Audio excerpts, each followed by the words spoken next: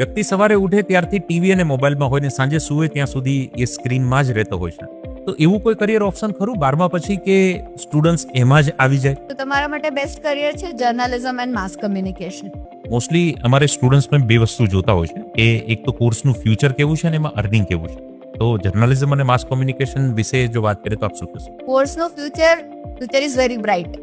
Right. સૌથી સારી વસ્તુ એ છે કે જો માર્કેટની ભાષામાં કહીએ તો ડિમાન્ડ સપ્લાયના એમાં ડિમાન્ડ ખૂબ વધારે છે અને સપ્લાય લિમિટેડ છે, જેમાં તમે એમ્પ્લોયમેન્ટ પણ મળી શકે અને તમે પોતાનું પણ શરૂ કરી શકો. જેવું કે તમે કોન્ટેન્ટ ક્રિએટર થઈ શકો છો, તમે પોડકાસ્ટિંગ કરી શકો છો, તમારી જેમ બરાબર. અમે રીલ બનાવી શકીએ છીએ, અમે ઇન્ફ્લુએન્સર બની શકીએ છીએ. ફિલ્મ મેકિંગ, OTT ની દુનિયા તો એન્ડલેસ છે.